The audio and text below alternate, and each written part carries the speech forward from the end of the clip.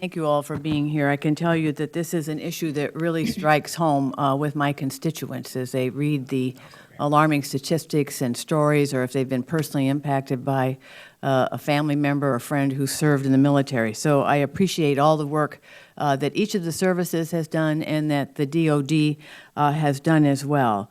But I really want to ask a question about, and you've all certainly given great testimony to the efforts that the services are doing, but investing in. But I really want to address the issue of how you all are working together with each other and with the DOD.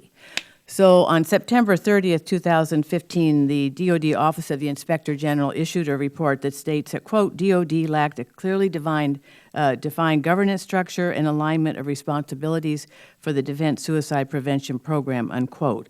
And that report also states that the DOD, quote, did not standardize best practices across the department, and the services did not take advantages of each other's knowledge and experience, unquote.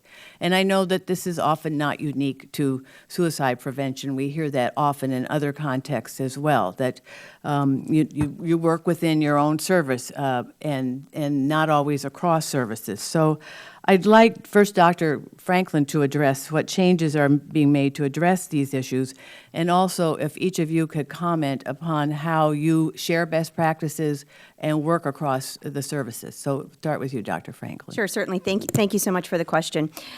Make no mistake, the DoD IG absolutely cited the number of the things that you spoke about, the policy, the evidence-based practices, the research, all of it needs to be coordinated, and we absolutely needed a strategic approach. I will tell you, I think the department was largely operating in a reactive mode early on in the suicide arena as a result of the Department of Defense task force. And so by reactive, I mean they were chasing down those task force recommendations, 76 of them, and they were trying to get current.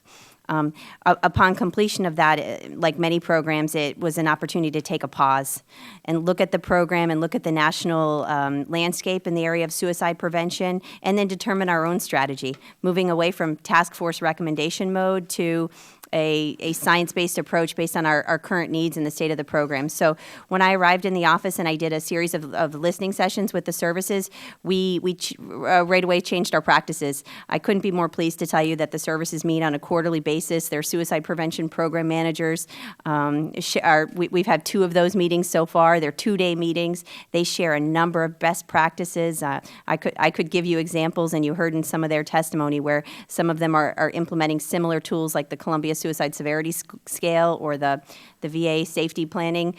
They learn that from each other, and those are exciting opportunities, and I absolutely see that as the future of the office. I'm a social scientist by trade, and I think that we need to leverage the research and we need to work together, and I'm eager to see the future of this team when we can have more time and place to execute many of these evidence-based approaches. Can each of you give an example where you learned a best practice from perhaps the DOD or from each other? Well, as I know there's coordination. As from where I sit, I know that we meet at the program manager level. What I'm surprised to see is as you listen to the testimony is how the concepts, especially I look at my Marine colleague here, is we're pretty much moving towards getting after the problem the same way. We understand in combat type units that these new soldiers coming in that are most susceptible, getting the leadership, getting the families. We've shared the STAR studies that we've worked with that show, which we've all spent a lot of money on, what type of indicators, and as I listen to testimony, I see many of our colleagues using that same type of information, and as we pass the information back and forth, for me, it kind of gives an idea that, hey, we're all getting after the same thing. I did an exchange with the Japanese, which is kind of interesting. We talked about sharing suicide information. Their concept is very similar to what we're trying to do. They have a one company, one floor concept, and it gets around to this whole relationship, which my Marine Corps colleague talked about, is how we make sure people are taking care of each other and identifying those risk factors. So I see the risk factors the same across each and every one of us. Thank you. General.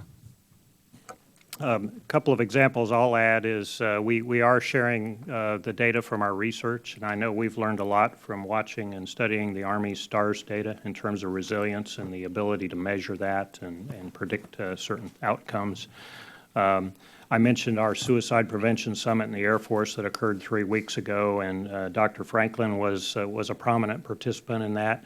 But also the Marines were there and gave some excellent presentations in terms of their programs, and actually we're borrowing significantly from what the Marines are doing and what we're doing now, what we're implementing now. I've run out of time, but thank you. Mr. MacArthur?